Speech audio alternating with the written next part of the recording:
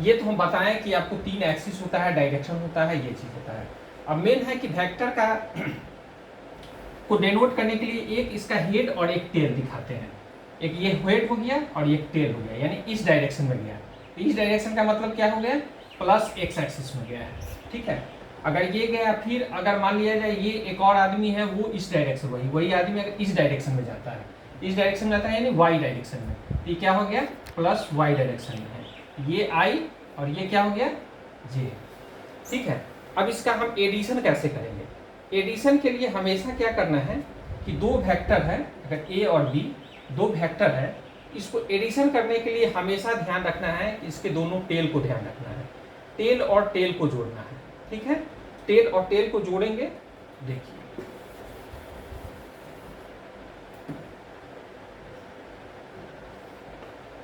ए इस डायरेक्शन में है और बी इस डायरेक्शन में है, ठीक है। अब ए इस डायरेक्शन में है तो एक्स एक्सिस और ये हो गया वाई एक्सिस, ठीक है। तो ये दोनों का टेल और टेल जोड़े तो इस टेल और इसके बीच और इसके बीच, इसके बीच और इसके बीच एंगल कितना है, 90 डिग्री, ठीक है।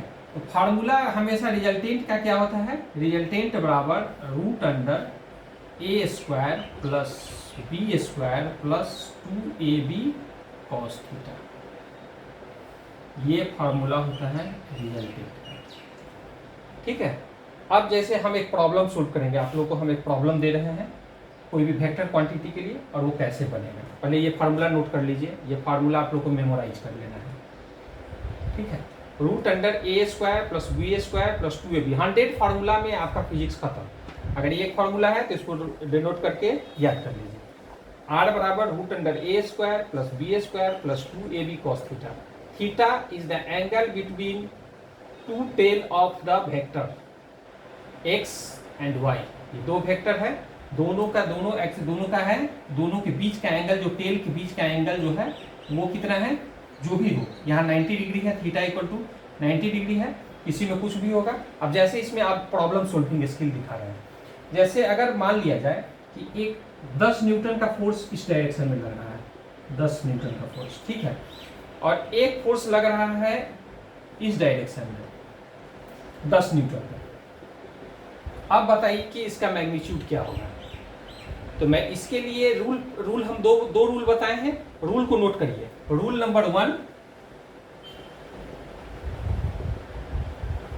वन, हमेशा ऑलवेज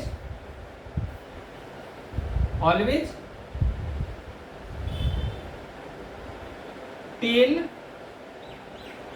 को ऐड करते हैं, ठीक है, ऐड करते हैं, ठीक है। ऑलवेज दोनों टेल को ऐड करते हैं, और एंगल कौन सा लेते हैं, फर्स्ट रूल ये है, ऑलवेज दोनों टेल को ऐड करते हैं। और सेकेंड रूल क्या है, थीटा, वो थीटा जो है दोनों टेल के बीच, angle between two tails, angle between two tail, याद रखते जाइएगा। जो रूल बता देंगे बस उसको दिमाग में रखिएगा, प्रॉब्लम अपने आप सोल्व होगा 100%, ठीक है। अब जैसे इस प्रॉब्लम को आप सोल्व कर सकते हैं, यहाँ पर देखिए आपको दिया गया 60 डिग्री एंगल। अब ये सवाल एकदम इजी है, 10 न्यूटन का फोर्स ये है, 10 न्यूटन का फोर्स लग रहा है, ठीक है। एक ये हेड इधर गया है, एक टेल इधर गया है। अब ये बच्चे कंफ्यूज कहाँ पर हो जाएंगे, वो क्या करेंगे, रूट अंडर ए square plus B square plus 2ab cos 60 degree कर देंगे। यहां पर प्रॉब्लम गलत हो जाएगी। केवल मिस्टेक वो क्या किए, केवल ये रूल नहीं जानते हैं कि थीटा जो है कहाँ का लेना है। अगर ये पॉइंट आप जान जाते हैं तो प्रॉब्लम सॉल्व हो जाएगा, क्योंकि ये प्रॉब्लम ये एक साधारण बात नहीं है। वेक्टर का अगर कुछ रूल है जिसको आप अगर बढ़िया ढंग अच्छी तरह से जान गए तो हर एक चैप्टर में इसका यूज है, और आप इजीली हैंडल करने लगेगा हर एक प्रॉब्लम, और डॉक्टर इंजीनियर इजीली बन जाइएगा, ठीक है।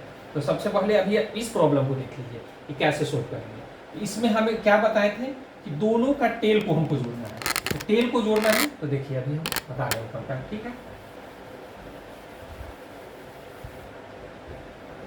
ये देखिए यहाँ पर क्या है, एक ये गया हुआ है 10 न्यूटन का बल, और ये इसका डायरेक्शन ऐसे है, ठीक है। ये वाई डायरेक्शन, इसको दोनों को क्या है, टेल को जोड़ना है, इसके टेल को हम इसके टेल के साथ जोड़ेंगे, ठीक है। डायरेक्शन तो यही रहेगा, तो हम इसको देखिए यहाँ थोड़ा सा है ना,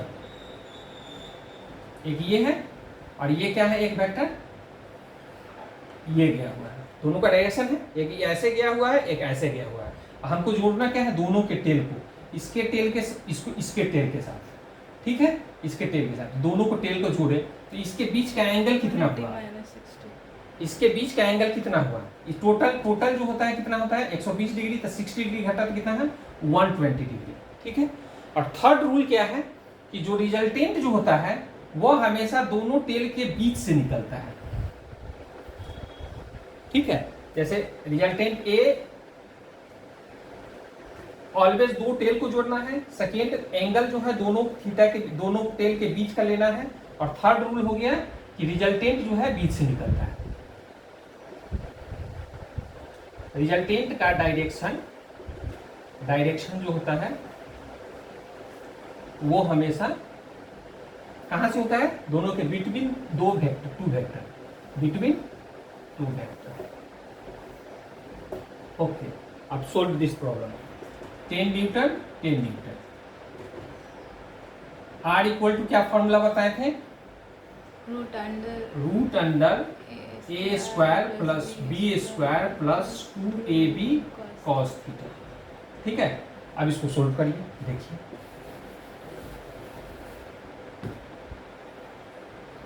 root under 10 square plus 10 square plus 2 into 10 into 10 into cos. अब कितना डिग्री लेंगे, यही मेन सवाल है, ये इस पर ये कॉन्सेप्ट है।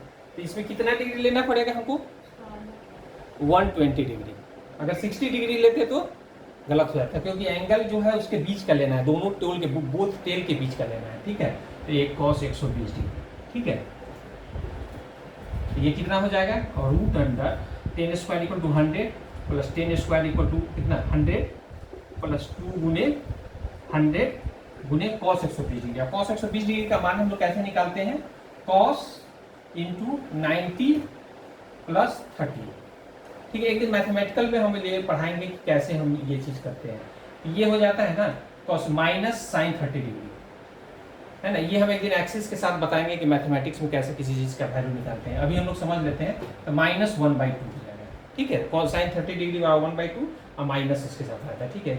तो अभी हम लोग ये समझें, रूट अंडर कितना हो गया 100 प्लस 100 प्लस यहाँ क्या हो गया माइनस 1/2, ठीक है। तो ये हो गया कितना माइनस 2 से 2 कटा, ठीक है, माइनस 100,